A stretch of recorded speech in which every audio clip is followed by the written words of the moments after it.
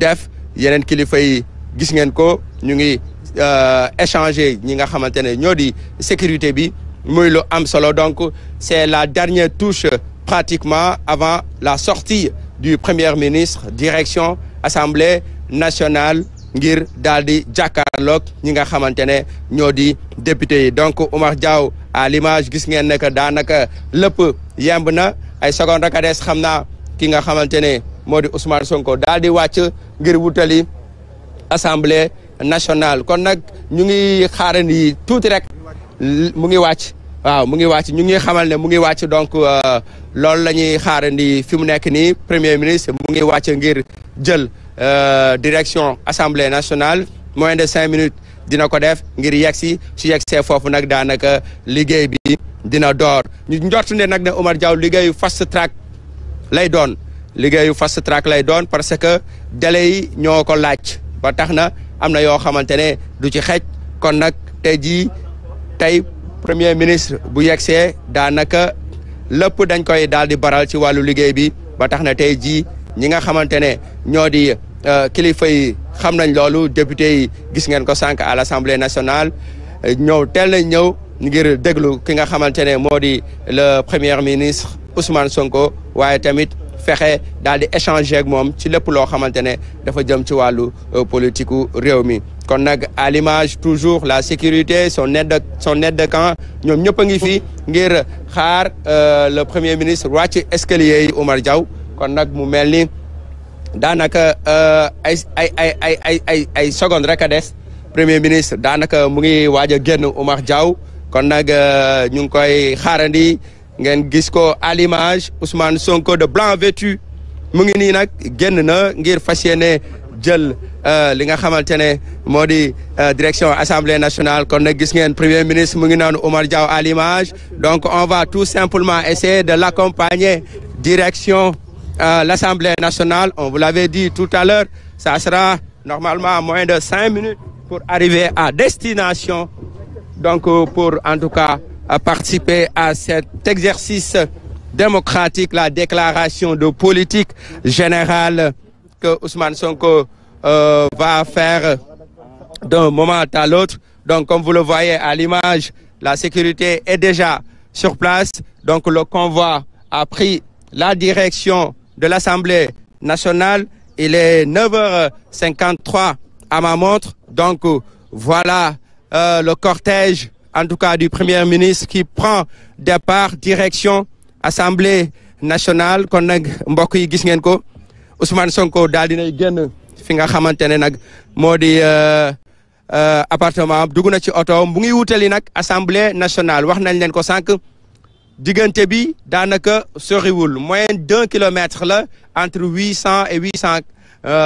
quelques mètres moo dox diggante Petit Palais ak fi nga xamante ne moo di Assemblée nationale kon nag tey jii premier ministre génn na ñu ngi wutali nag Assemblée nationale ngir mu daal di def li nga xamante ne moom la ñëpp doon xaar muy déclaration de politique générale am kon nag Oumar Diaw gis ngeen cortège bi daal di na ñëw génn Petit Palais wax nga ko sànq waaw léegi nag ñu daal di egg fi nga xamante ne moo di Assemblée nationale parce que distance bi soriwul dara ndaxte Petit Palais boo ko waxee ginnaaw la Dantec la nekk ca la Dantec ak Assemblée nationale daanaka benn la kon nag gis ngeen cortège bi mu ngi accéléré en tout cas li nga xamante ne moo di cadence bi ngir daal di wutali fi nga xamante ne moo di Assemblée nationale romb nañ li nga xamante ne daanaka def nañ mën naa ne wax ne la moitié de la route kon nag gis ngeen bëriwul nag ay embouteillage ci yoon bi donc ñu jàpp ne rek ne tey jii prévision yi ñu doon def ngir egg à l'heure indiquée parce que ñu ngi romb actuellement pharmacie Pasteur romb nañ station Shell bi gis ngeen nag ñu ngi fii nag daanaka au niveau de l'hôpital principal bu Dakar rond-point Assemblée nationale ñu ngi koy seen jamono ji kon nag gis ngeen ne li ñu waxoon daanaka ci wàllu trajet bi soriwul yàggul dara kon nag Ousmane Sonko ngi nii di waaje yegsi li nga xamante ne moo di Assemblée nationale rond-point bi gis ngeen quelques nit yu génn ngir daal di vraiment tàccu cortège bi muy lu am solo donc nag ñu ngi fii daanaka yegsi nañ ci fi nga xamante ne daanaka mooy rond-point Assemblée nationale ngir dugg nag ci hémicycle bi ci lu aju ci li nga xamante ne moo di liggéey bu am solo bi nga xamante ne tey jii sénégalais yi ñu ngi ko doon xaar kon nag gis ngeen oto Ousmane Sonko moo nekk nii avec le travail de mon caméraman Kalidou Bey mi nga xamante ne tey jii moo ko daal di suivre gis ngeen nag Ousmane Sonko ngi noonu daal di yegsi na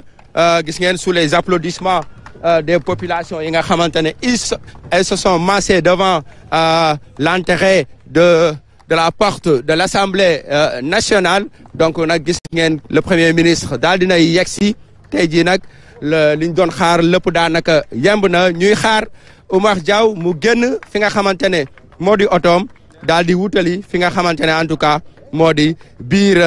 Assemblée nationale bu li des nag bu fi yegsee rek da leen di bàyyi xanaa ci kanam tuuti rek une fois que mu pare fii ñu bàyyi leen en tout cas ngeen daal di jël relais bi ndaxte le dispositif de la RTS est assez étoffé pour pouvoir en tout cas vous faire vivre les grands instants de la télévision donc nag tey jii gis ngeen sécurité bi protocole bi ñoom ñëpp sont en train de s'affairer autour du véhicule du premier ministre Ousmane Sonko mu ngi noonu génn na kon nag gis ngeen ko ñu daal di koy dalal ngir li nga xamante ne di koy conduire gis ngeen ñenn ci ay député daal di nañ koy dalal ngir tatagal ko ngir daal di koy gunge ci fi nga xamante ne moo di biir Assemblée nationale gis ngeen le ministre Abass Fall daal di nay ñëw bokk ci ñi nga xamante ne ñoo ko daal di teeru kon nag mu ngi noonu le premier ministre Ousmane Sonko dugg na Assemblée nationale gis ngeen à l'image le premier ministre qui est accompagné par certains députés du PASTEF dégg ngeen ñi koy yuuxu foofu noonu à côté donc nag gis ngeen jamono ji ñi nga xamante ne ñooy tàccu askan waa ngi tàccu ngir daal di gunge ki nga xamante ne moo di le premier ministre fii ci Assemblée nationale donc Oumar Diaw je vous l'avais dit il aura suffi moins de 5 minutes en tout cas pour arriver à l'Assemblée nationale le premier ministre Ousmane Sonko est déjà sur place donc voilà tout est fin prêt en tout cas pour pouvoir commencer les travaux à l'heure indiquée le premier ministre est déjà sur place il est arrivé donc Oumar Diaw je vais vous passer le relais nous sommes à l'Assemblée nationale à vous. Merci Ibrahima, merci. On a vu que tu avais un bon chronomètre, que finalement la distance a été couverte en très peu de temps, comme on pouvait s'y attendre. C'est pas très loin, la résidence du Premier ministre. Donc, il gravit donc les marches de l'Assemblée nationale. Il faut dire que cet édifice, en réalité, ne date pas de maintenant, ça date de 1956 déjà. On allait vers l'autonomie interne et du coup, c'est un vieux bâtiment qui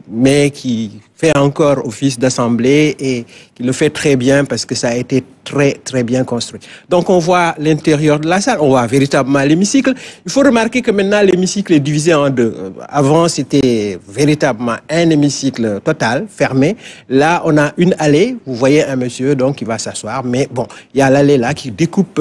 finalement l'espace en deux. Donc, M. Ousmane Sonko vient faire sa déclaration de politique générale.